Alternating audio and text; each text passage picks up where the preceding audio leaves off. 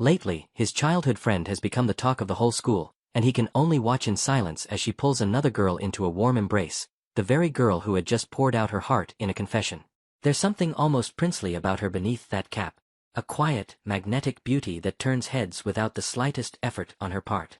And then there's him, fading into the background like he always does, forever overlooked, never once the one anyone's eyes land on. The two finally come face to face outside the school, the air thick and unspoken between them as he just stares, the scene from moments ago still replaying in his head. She tilts toward him with a sly little grin, and just like that his heart slams against his ribs, the sudden nearness scattering every word he meant to say. She breezily suggests they walk home together as if nothing happened at all, and he can only shudder, stunned that she could shrug off rejecting someone so casually. Something snaps in him and he blurts it out, demanding to know how she can act so unbothered, even confessing that he'd started to fall for Sato-san himself. She just levels him with a cool, knowing look and asks, almost innocently, shouldn't he be thanking her for turning Sato-san down? As they walk she needles him, hinting that this exact cluelessness is why he'll never be popular, and when he throws the hug back in her face, she calmly tells him some things are just better left unsaid. In his head he tallies up everything she has and he doesn't, the height, the athleticism, the brains, and worst of all, that infuriating, effortless confidence. His thoughts slip back to when they were kids, back when he stood taller than her and she ran around in shorts even in the dead of winter. But somewhere along the way the gap quietly flipped, and she shot past him while he was left standing still, suddenly the one trailing behind. Then came the new nickname and the explosion of popularity, and now he watches her slip through a swarm of adoring fans like royalty, the so-called prince of the school. At last he lets the truth spill out, the thing that's been gnawing at him, that he wants girls to notice him too, just once. Her answer catches him completely off guard, a casual little "why don't we just practice it together" that leaves him frozen mid-thought.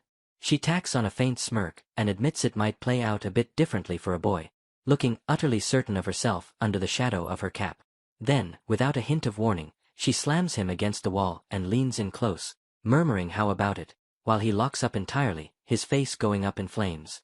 She muses that this is probably exactly why everyone calls her the prince, and he shoves her back, frantically begging her to please stop wall slamming him.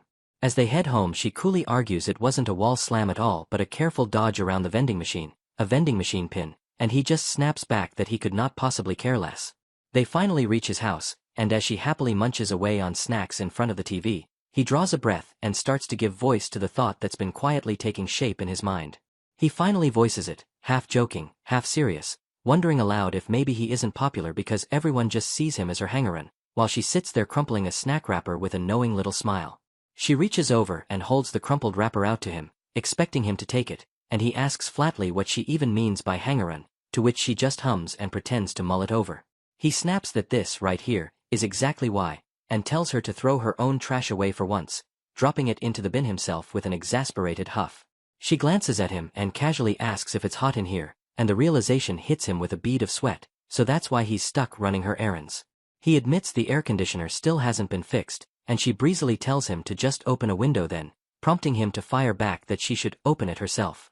She slides the window open anyway, and as he sprawls on the floor, he muses that this was already her third confession this month, while she only offers a flat, uninterested "is that so?" Turning serious, he finally asks her outright how exactly someone becomes popular, and she shrugs that it's not like she's ever even tried to be. She suggests he start paying attention to subtle changes, fanning herself as she leans in and asks, for example, whether he's noticed anything different about her lately.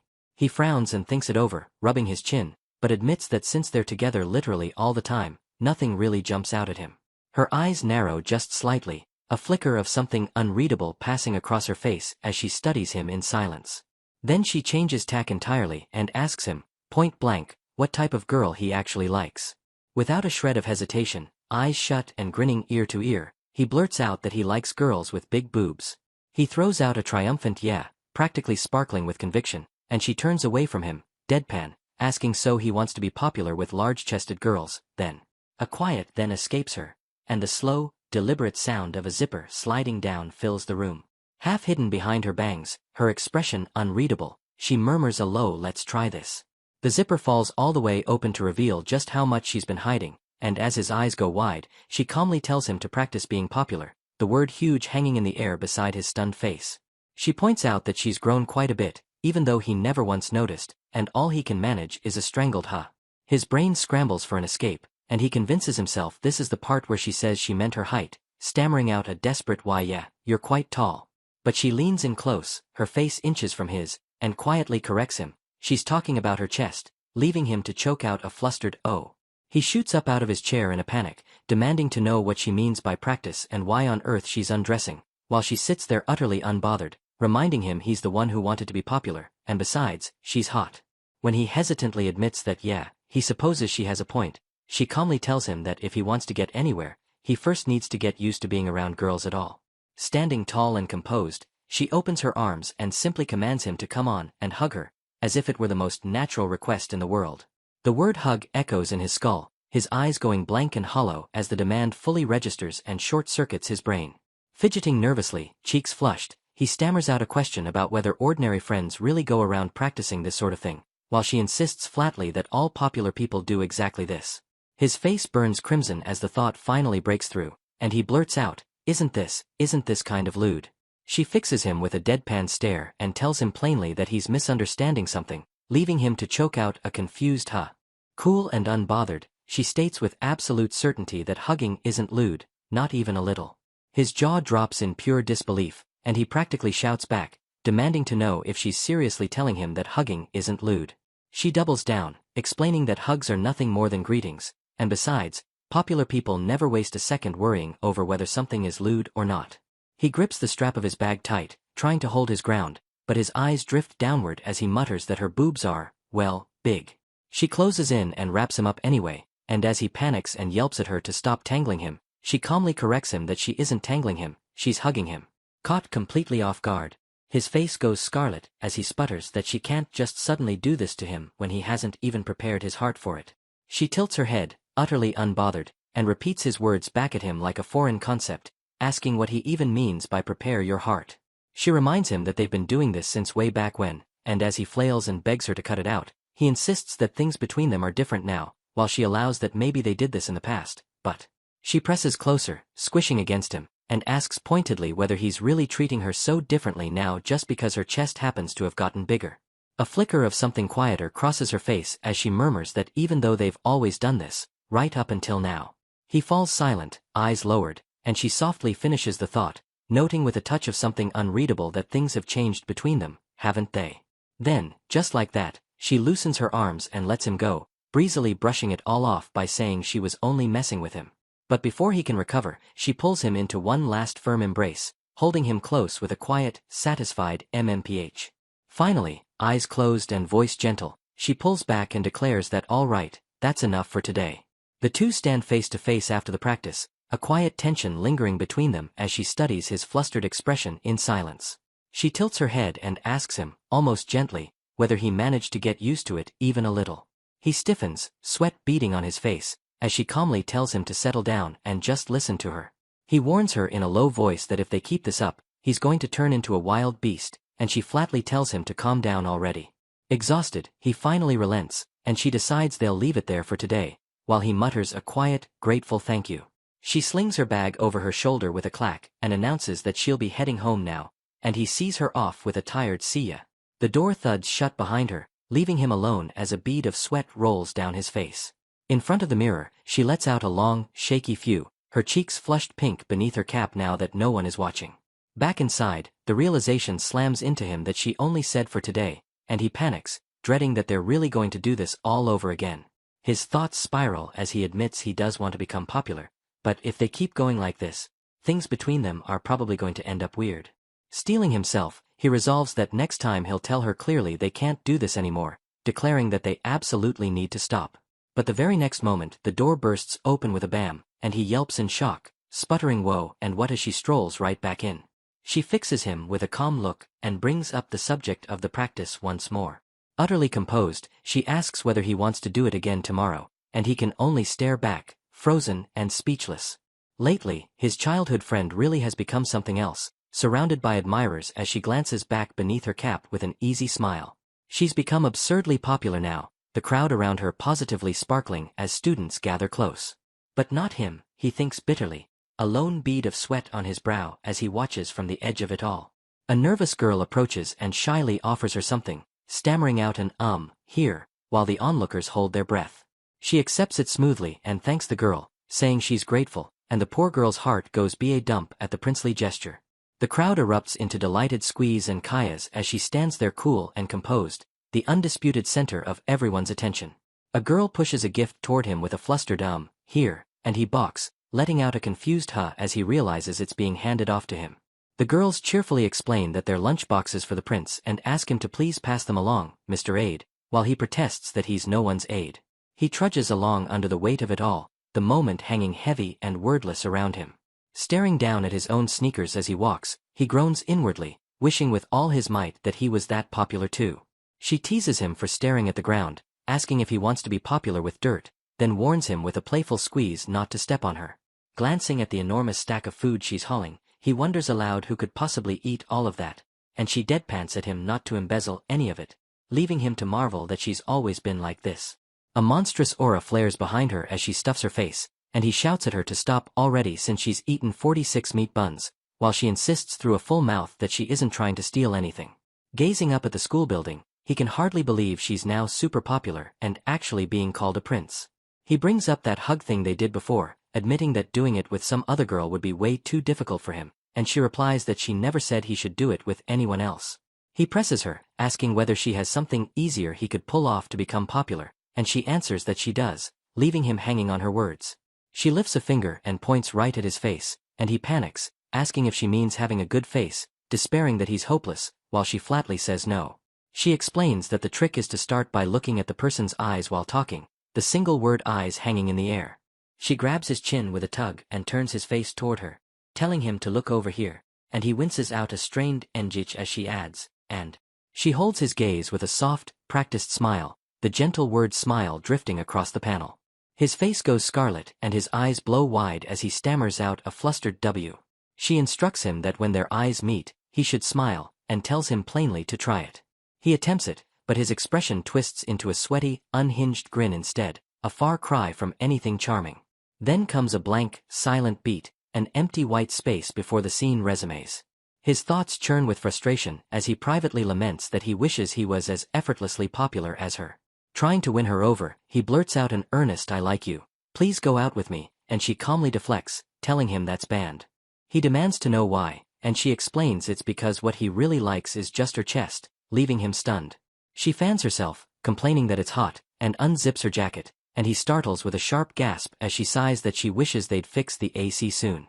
His head whips around in alarm as he cries out for her to wait. His mind races to justify it, reasoning that if she undresses he'll be happy and she'll be cooler, so it's a perfect win-win situation. But he catches himself, sweating, insisting no, wait, that it's obviously far too risky. He visualizes his resolve as a sturdy friendship dam holding back a reservoir labeled lewd, explaining that thanks to its protection the lewd is being kept safely in check. But then a colossal mass labeled boobs comes crashing down into the reservoir with a hum, and he narrates that adding boobs to the mix means the dam's maximum capacity will be exceeded. He imagines a girl confessing with an "I like you, please go out with me," and reasons that since what he really wants is just her chest, the lewd will inevitably overflow as a result. She lowers her gaze and apologizes, saying this wasn't her intention, but adds that she's still glad he cares about her.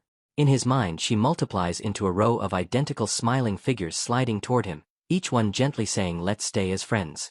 He recoils in horror at the thought, crying that there's no way they'll be able to remain friends, desperately insisting he doesn't want that. He frantically lays out his strategy, declaring that for plan A he won't let her undress since he brought an electric fan today, and for plan B even if she does undress he simply won't look, steeling himself that with these two plans he can hold the line.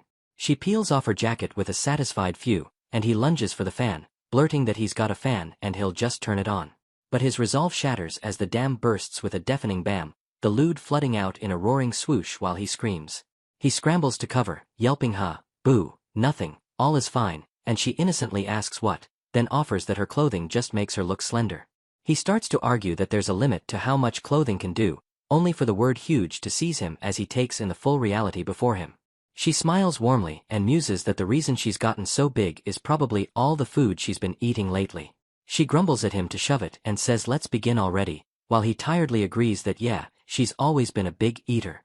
She leans in close for the training, and he panics that this is even closer than a stare down, sputtering whether they really need to be this close. She holds him with a serene smile, telling him to look at her eyes and smile because this is necessary for him to get used to it, and he caves with a shaky fine, I'll do it. She grabs his chin with a tug, reminding him to look at the eyes while talking, and he flusteredly protests not to lift his chin, fumbling over what he's even supposed to say. Her expression turns quiet and intent, half hidden behind her bangs, as she murmurs a low hum, how about? Gazing straight into him, she softly delivers the line for him to repeat, only look at me, and gently tells him to try saying it. His heart slams as he stares at her, reeling, ugh, he thought he was used to seeing her face by now. So this is the face that did everyone in, he realizes with a jolt of dump panic. She tugs at his chin, and his treacherous brain supplies the words for him. Oh, only look at me, his face burning as he stammers it out. She leans in close and tells him he is kind, and he sputters out a startled huh, only for her to flatly correct him, no huh. Undeterred, she brings her face nearer and murmurs that he is so devoted, leaving him sweating and wide-eyed. She prompts him with the next line, that she is cute, and coolly orders him to come on and say it, her gaze pinning him in place. But he cracks, blurting that he cannot do this training after all, begging her to let them stop. She narrows her eyes into a menace of a look and presses him, so he is not actually serious about it, reminding him she is only trying to help because he said he wanted to be popular. He goes quiet, flushed and fidgeting, finally admitting that saying you are cute is just really embarrassing. She crosses her arms and lets out a low, flat I see, something cooling in her expression. A beat later she turns away, muttering that a giant girl like her cannot really be called cute, a sad little aura hanging off her, and the sight of it strikes him like an alarm. He falls silent, cheeks coloring, the trailing dots of his hesitation hanging in the air. Then, quietly, he says it, you are cute, the words landing soft and sincere as he looks straight at her. The next moment he panics at his own boldness, a startled woe jolting through him as he claps a hand over his own eyes to cover them. Flustered, he tells her to rest her eyes a bit and take a break, and she blinks back a confused huh, alright, thanks. She blushes hard, a vivid wave of color across her face, and softly says no problem, they are friends, right? She recovers and announces they should continue, starting to say I low dash, before he cuts in that it is fine now, leaving her with a baffled huh. Sparkling with newfound confidence, he beams that he thinks he has gotten used to it, declaring he can look at the eyes now. Inside his mind the friendship dam holds firm against the flood of lewd thoughts and a looming boobs, though he cheerfully admits a bit did overflow. Glowing with triumph, he reflects that he really took a step forward, managing to lose neither his friendship nor his path to popularity, and tells her they do not need to continue since he has gotten used to it. Her eye fixes on him in extreme close-up as she gives a low I see, then calmly warns that in that case she will bring her face even closer. She holds him pinned in place and warns him not to try to escape, it is dangerous, while he flails with a panicked huh, why, blurting that she seems kinda scary. She leans in and explains he just has to look at her eyes from a little bit closer, and he yelps out a strangled "I is that so?" She braces a fist against the wall and tips closer with a bam and a lean, and his face ends up pressed into a soft squish, an awkward little escaping him. In extreme close-up his eyes go wide and sweat beads down his crimson face, the realization of exactly where his cheek is landing dawning on him. Inside his mind the dam detonates in a catastrophic boom, boobs obliterating the barrier as the little animal mascots scatter through the blast. She pulls back, flushed and faintly flustered, mumbling that she was just trying to bring her face closer to him. Later, he sits slumped on the floor with arms crossed beside the wheezing broken fan, sulking that weren't they supposed to look at the eyes while talking, as she stands over him telling him to come on and stand up. She explains with total seriousness that since her breasts have gotten larger recently she has been having trouble controlling her movements, and he gawks back that she is talking as if she suddenly awakened to some superpower.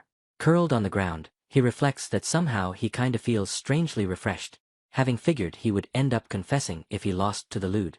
But she turns to him with a soft, almost shy look, starting with a quiet hey, noting that he helped her practice again today.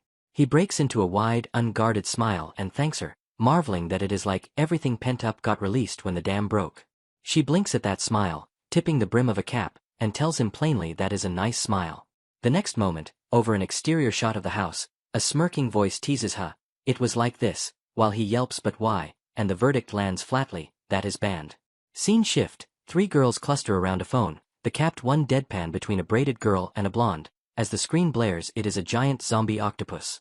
The braided girl shrinks back with a nervous it is kinda scary, while a movie trailer voice promises a fearsome zombie octopus that will suck onto its prey, coming soon to a theater near you. The capped girl shuts her eyes and beams a bright smile, declaring of course, as the blonde leans in cooing "Was so scary," and pleads "Protect us Mikun." The braided girl flustered with a woe while the trailer gushes "Oh God, oh yesh." Outside, rain hammers down in a heavy pour over the school building. Back inside, he asks "What do you mean?" and in the next panel she touches a hand to her chin with a sly look and asks whether he will protect them. Sitting at his desk, he notes the movie seemed like disaster horror, while she explains that since he is crazy scared of horror she was wondering if he could protect them. She leans into frame with a teasing grin and a confident sparkle in her eyes, drawing out that she is not scared. The little sister waves him off with a shaky "It is fine," telling him to just go to the toilet and she will call her big sis to help, while he stammers a confused "huh," recalling that in the past, after watching horror, she beams a bright closed-eye smile and insists she will just do it here so it is fine, teasing him to watch her, even as a huge slam rattles the panel and he yelps in the corner. Rain streaks the school windows as she sits hooded beside him while he scrolls his phone, asking flatly whether she got over it, and she declares she was not scared to begin with. He leans in close, challenging whether she will still be fine even if he shows her something scary, and she insists it is not scary, complaining that he is not even looking. She tugs his shoulder, eyeing him sidelong, telling him he should get over his fear instead of doing training, and he panics mid-sentence with a startled "Wah, what?" She presses a hand to her mouth and shudders, whispering the word spiders, centipedes, millipedes right into his ear like sweet nothings. He recoils with a violent quiver, shouting at her to stop that, she is making him imagine it. She leans in sparkling and says let us work on overcoming his fears first, adding that seeing him grow makes her so happy, while he protests that she just does not want to watch horror. She insists that is not true, and he fires back that besides, overcoming his fear of bugs will not make him popular, as she warns that girls might hate him if he gets scared of some bug. He argues it is not fair that he has to overcome his fears when she does not, so she proposes they decide this with rock paper scissors, and he mutters a grudging fine, but he is not afraid. Rain pours over the house as a voice notes that it looks like he is shaking, asking if he is scared. The zombie octopus movie blares on the TV with its tentacles writhing, and he clutches her from behind through the shaking, telling her not to put on airs, while she insists do not worry, she is here for him. He reflects that it is chilly today so she is not taking off her clothes, relieved that he can finally, after a long time, hang out with her normally. She offers that she is not trying to scare him so they can stop watching if he wants, and he insists it is fine, he will prove to her that he is not scared. He blanks and asks how on earth did they get here, while she calmly adds that afterwards she will make him overcome his fear of bugs. He twists around declaring that if she is feeling afraid she should just be honest and let him know, he will stop the movie right away, while she stares back in flat silence. A door creaks open on screen and a character cries it is coming, look, it is coming, while he insists through gritted teeth that yeah, he is looking. She offers that it seems like he is going to scream so she will spoil it for him, reassuring him it is probably not anything scary. On screen a man sighs phew, so that was just you, do not scare him like that, as a girl appears purring hee hee, look what she found. He gawks as the movie man breathes phew, oh it really was not, while she lectures that there is no reason to be that scared since horror films generally use the same tropes all the time. She explains that right now it is just setting up the scene by throwing a feint, but after this it is going to come at them with a bang so be ready, insisting again that she is not scared. On screen a breathy voice moans yesh with a heart, a soft smooch sounding out. The movie audio keeps going with right there, oh, and wet smooching sounds, while the two of them sit frozen side by side. He stares dead-eyed at the screen as the dawning horror lands, that a sex scene has begun. She turns to needle him that here he was jumping at shadows, he was so confident about it but it ended up being a sex scene. She falls into a flat, narrow-eyed silence, the trailing dots of her speechlessness hanging in the air. She presses a fist to her chin and proposes let us pretend that she is actually scared, asking him if a girl is afraid, what would he do? His eyes go wide with dread as he realizes they are training again, while she urges him to just remember what he has been taught thus far. She slides in close with an approach, and he turns with a nervous smile and ventures, a hug, the panel splitting as he braces himself. She wraps her arms around him from behind, explaining that if she is in front of him they will not be able to see the movie together, while he shrieks asking why she is doing it from behind. He flails that this is not what he, panicking that is not it, as ominous dun dun dun beats hammer up from the movie. A scream tears out of the film with a jagged shriek, the heroine on screen wailing in terror. He sweats and trembles in her embrace, mind reeling that this is not lewd, this is death, even as her chest presses a soft squish against his back. She shakes him in a panic crying he is going to kill her, and he chokes out a desperate "B," but, as she yanks at him, he sighs internally that sheesh, she is as childish as always, then catches himself with a startled "HM" at a dawning realization. His thoughts spiral that he does not even have to see it, its presence is obvious, then flip to or, it seems not, then crash back to it definitely is not. He gazes out over a bright sky, reflecting that just like their friendship that has lasted forever, they cannot just go back to being as innocent as they were back then, a memory of their younger selves walking together. He blurts that why do not they just stop watching this, while she leans in pressing that he screamed just now, right, he is scared, is he not? She insists she is not like that. That was just because there might be a girl who would scream like that, and he sulks that she is way too sore of a loser. Rain pours as she offers she will let him hold her hand since he seems so scared, and he snaps at her not to try to gaslight him. The movie roars as their hands clasp, hers squishing his in a death grip while she begs him please be careful, then a gentler squeeze as a caption asks did he get it. On screen the bazooka-wielding heroine smirks and tells her foe how about he praises her instead of asking stupid questions. The two of them stare bug-eyed and sweating at the screen, breathing really, and she defeated it. He observes that he thinks they are gonna kiss and that will be the end, noting well, that was not so scary after all, as their clasped hands squeeze. He goes quiet with a soft shun as he releases her hand, the trailing dots of an unspoken feeling hanging between them. On screen the defeated foe admits it is his loss. The movie voice notes she is finally honest about it, while the two leads sit side by side watching. She stares ahead in flat silence, the dots of some unreadable thought trailing above her.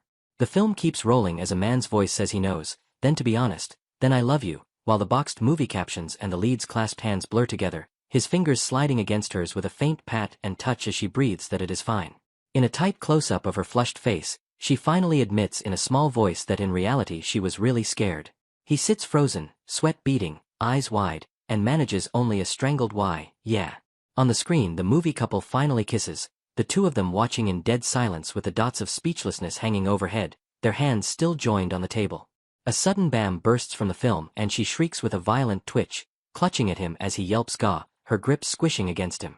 She gasps asking if that is his older sister in that room, and he stammers that no, his big sister has not gotten home yet, the wall, meaning the sound came through it. She shudders as he corrects himself that no, it is his little sister Yuzuki he thinks, realizing aloud that they were probably just being too loud. The two of them sit nose to nose, faces red, hands clasped, a relieved few passing between them and the dots of an unspoken awkwardness floating above. They stay locked close, her blush deepening, slowly releasing their grip on each other with a soft release. He notes brightly that it is getting dark outside, and she counters, by the way, does he not need to get home soon, the dots trailing. He blinks at her with a baffled what? The two of them face to face in the rain-streaked room. A jolt of realization sparks at the back of his head as he sits with his back to her, while she trembles behind him with little shakes. The present catches up to the opening as he panics. Wait, sister, he will call his little sister, urging let us go to the toilet. Beaming that bright closed-eye smile, she insists she will just do it here so it is fine, while he screams for Yuzuki to please come quick. Over a shot of the school, a new day's training to become popular is announced, her chibi face peeking in the bubble. He walks along beaming that thanks to training with her, he is getting steadily more confident in himself, feeling like he can do anything. She turns to him and declares today's lesson plainly, calling girls by their first name. He freezes mid-smile and ventures, asking does he really have to do that? She sulks sullenly as she presses him on what he plans on calling the girl he is dating, whether it will always be hey, listen, you, her, or something, while he thinks for some reason that calm down feels appropriate here. She beams that bright smile and rules that personal feelings do not matter, now do it. He smiles and tries it out, calling her Ida-san, the wider shot showing the two of them at a desk by the rainy window. He reasons in his head that there are some couples who call each other by their last names and he thinks those relationships are admirable, while she deadpans that Ida-san is just her last name. She gives him a flat, half-lidded look and allows that is fine if that is what he really thinks, but asks is he not simply being too embarrassed to do it. He counters that he does not particularly have a counter-argument for that, but it is not like she wins this round by being right about it, and she notes drily that this is not a tournament. His eyes go blank as he insists in reality it is not just that he has gotten by without it for so long that it is hard to change it now.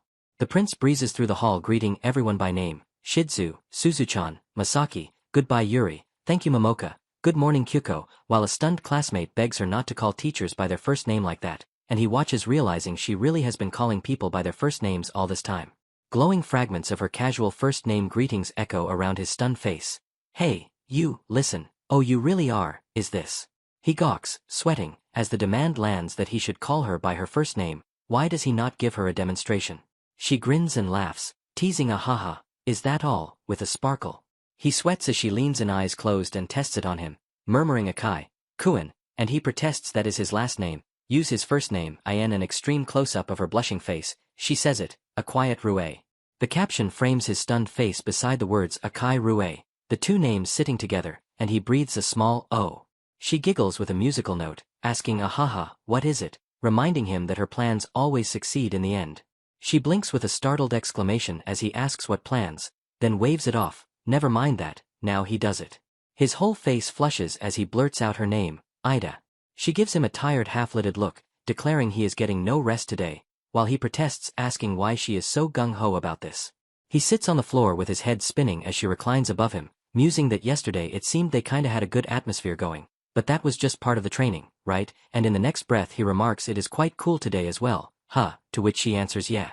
Inside his mind, the friendship dam stands under repair, the little mascot's hammering its cracks back together amid a flood of lewd. A caption beneath an impossible equation musing that love might indeed be the most difficult mathematical problem there is, as he sweats that he is not sure anymore, Professor. She pats his shoulder, marveling whoa, he is really fired up, then offers that she has an idea of how to create a situation where it is easy for him to call a girl by her first name. In a quiet, intense close-up, she tells him to focus on her voice. She leans to his ear whispering that there is a chance she might end up falling for him, while he flushes scarlet and stammers wait a moment. He is not sure he is comfortable with her whispering his name into his ears, and she breathes a soft Rue against him with a shudder. In the final panel her face fills the frame, flushed and wide-eyed and uncharacteristically vulnerable, staring straight ahead in stunned silence at what she has just said. Her voice keeps breathing his name from every direction, Rukuin, Rui, Rue, the syllables curling around him with little hearts as she presses her fingers to her lips, and he is drowning in the sound of his own name in her mouth. She insists she would never tease him, she is always dead serious, and she briskly tells him to close his eyes and start, while in the corner he sputters that she is just making fun of him now. He tries to focus, and a strange swoosh-swoosh fills the dark behind his eyelids, until he panics and wonders why on earth he can suddenly hear waves, as her flat voice commands him to focus. She sets the scene for him, narrating that he has come to the beach with his beloved girlfriend, the two of them standing stiff and overdressed against the imagined surf. The words beloved girlfriend snag in his chest, and he mumbles that because it is her voice saying it, she is the only one who comes to mind. She blinks at him, faintly pink, and tells him it is fine, not to worry about it. She narrates onward that today his girlfriend went all out and wore a daring swimsuit to the beach, and a little spark of alarm jolts through him even as he tries to convince himself it is not that big of a deal. His imagination supplies the picture in dazzling detail, her in a tiny string bikini, flushed and sparkling and impossibly stacked, every sparkle line drawn to make his brain short-circuit. He stares straight ahead in dawning horror, realizing this might actually be a massive deal, and frantically asks himself whether it is even allowed to picture this while the person in question is sitting right next to him. Then his face melts into a blissful, beaming smile as he reassures himself it is only imagination, and helpfully decides her boobs might have been even bigger. She prods him for what he is going to say to his girlfriend, and he yelps out a strangled whoa before stammering that maybe he would go with your cute, as she watches wide-eyed and clamps a hand over her own mouth. His imagination looms her swimsuit-clad backside enormous in the frame as her voice coaches him that it is no good to stop just at cute. He gulps and adds it suits you, his tiny chibi face sweating inside the imagined scene while she cheers that he is doing great. The fantasy version of her beams and throws an arm overhead, jacket open over her bikini, and her voice narrates that his girlfriend is now waving at him and tells him to call out to her by name.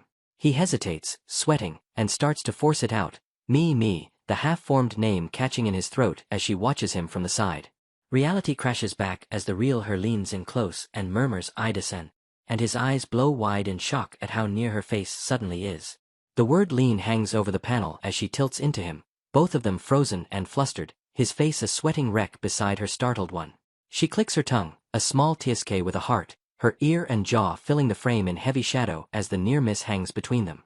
The spell snaps and he wheels on her demanding to know why she clicked her tongue when he almost said it, while she shoots back that almost is not good enough, the room and its stacked books rushing back into view. She lectures him that it is no good to run away just because he is embarrassed, that being embarrassed is part of it but being able to say things clearly and confidently is the key to being popular, and he wilts under the familiar speech. Akai marvels that just changing how he calls someone feels like something special, the thought turning over in his head that if he changes how he calls her. He admits aloud, scratching his neck, that it feels like their whole relationship itself is going to change.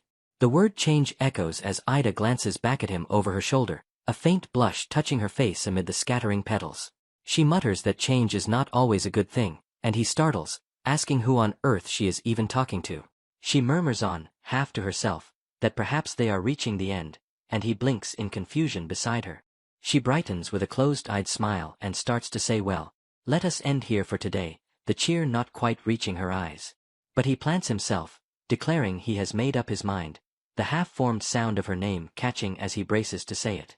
His eyes are fierce and earnest as he vows that since she is helping him train, he is going to do it properly without being embarrassed. She tries to brush it off, insisting it is just a name and it is not like it will actually change anything, telling him to wait a bit. She presses that she only asked him to call her by it, that she has already made up her mind to do it, the words tumbling out faster now. She backpedals further, declaring that she thinks it is time for her to go home, a strained grin stretching across her face. Her composure cracks completely, eyes wide and darting, sweat at her brow as she scrambles for any escape. He steadies himself and says it plainly, her name landing at last as she stares at him from inches away. She freezes, then bolts, a startled ha ripping out of him as she shoves past with a whoosh. She breaks into a flat sprint for the door, leaving him gaping as strangled while behind her. She flees down the hall with a patter patter patter and a clack of the door, him calling after her to wait. Was it any good? Left alone, he stands there with his face flushing scarlet on one side, the blush slowly fading panel by panel. Later he sits at dinner, mechanically chewing his rice with little nom-noms under a starry night outside his house. His eyes go blank and distant as a sparkling chibi of himself proudly chirps her name in his memory, blowing his mind all over again.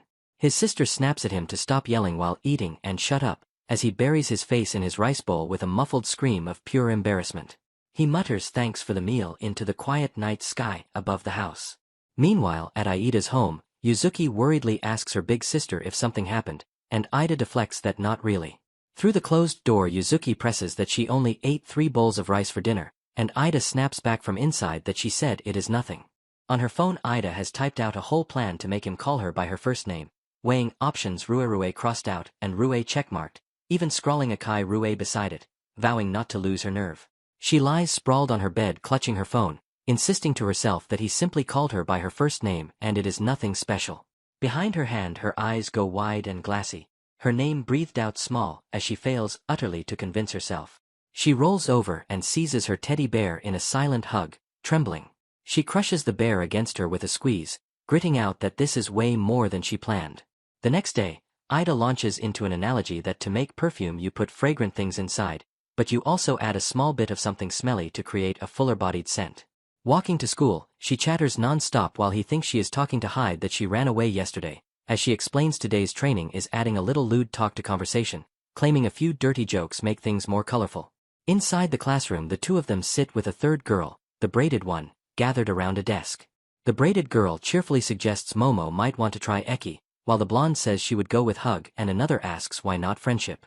He thinks he should not be listening in on this and decides he is leaving, as a voice declares this is not a little bit of lewd talk, this is just obscene. He slides right back the instant Eki stuff comes up, telling himself he has got to hear this even as the others gawk.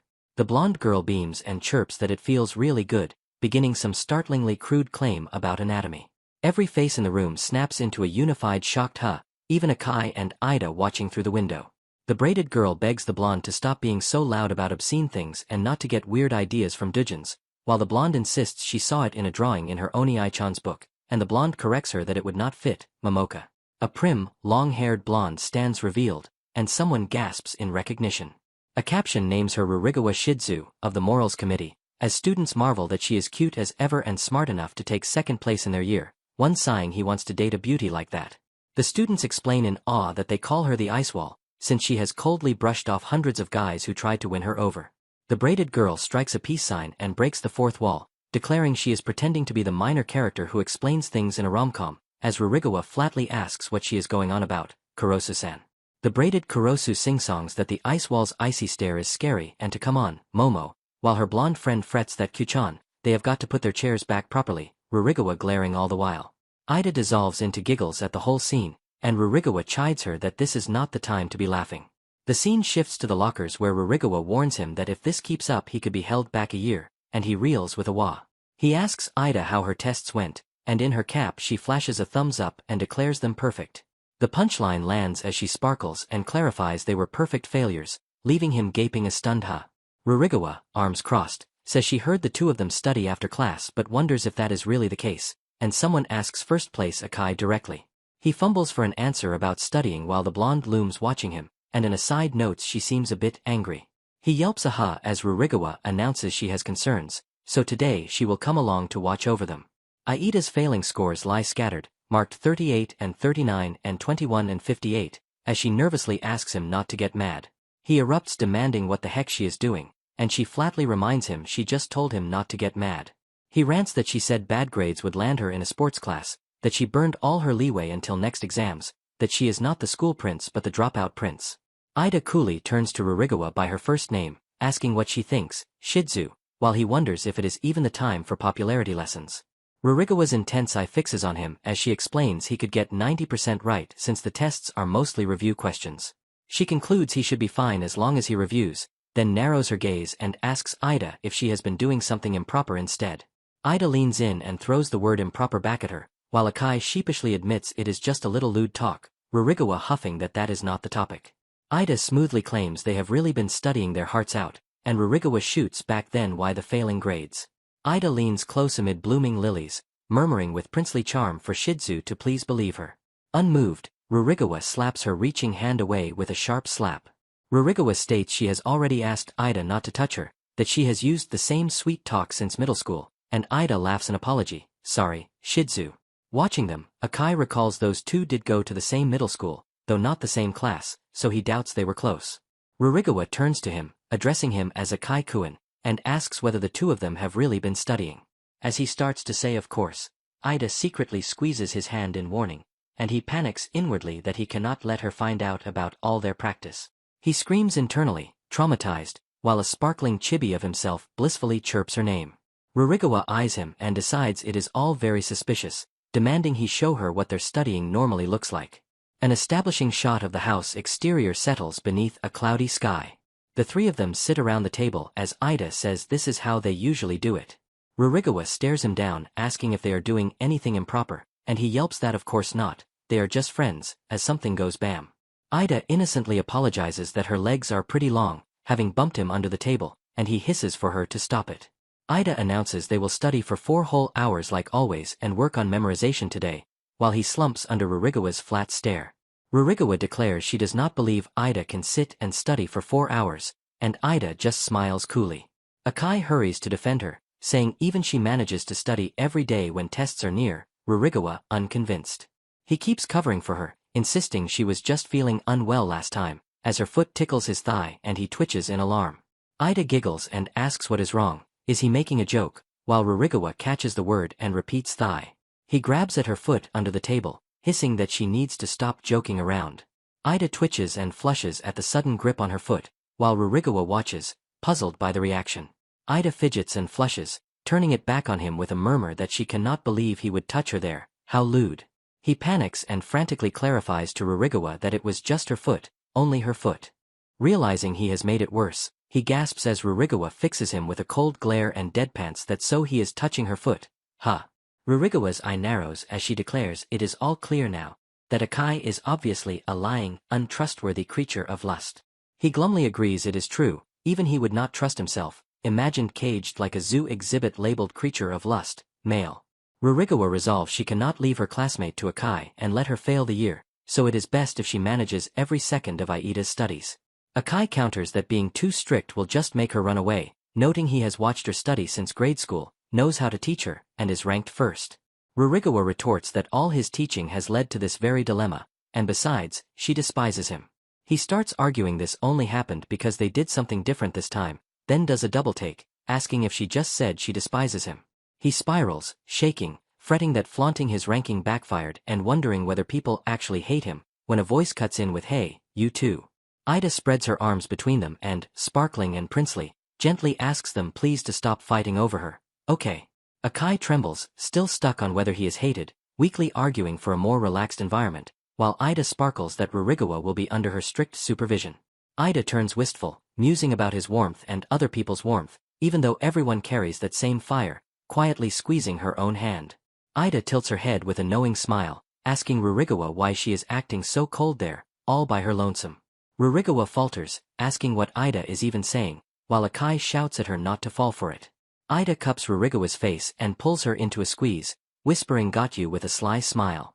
Held tight, Rurigawa flushes and protests that Ida already knows she cannot stand something this embarrassing, as Ida murmurs how warm she is. Shizu. Ida flirtatiously teases that Rurigawa rejects all those guys even though she is secretly curious, and Rurigawa flusters that she is wrong. Ida, gentler now, says she has been learning a lot lately and asks doesn't Shizu know it is better to be more honest. Rurigawa, deeply flushed, grips Aida's sleeve and confesses then please don't spend time with anyone other than her. Akai recoils with a horrified no we're not, as Rurigawa accuses Ida of always spending time with Akai and even having carnal relations with him. He shakes his head wildly, demanding whether watching her study since grade school is not enough already, while Kurosu gawks that Rurigawa was just lonely and upset her friend got taken. Rurigawa yanks herself free, snapping let go, she will be taking her leave for today, as Ida grabs her sleeve with an apologetic "I'm sorry" and a pull. Ida raises her pinky and promises Shizu she is going to study properly, while a flushed Rurigawa mutters she does not need a pinky promise, and Ida tells her not to say that.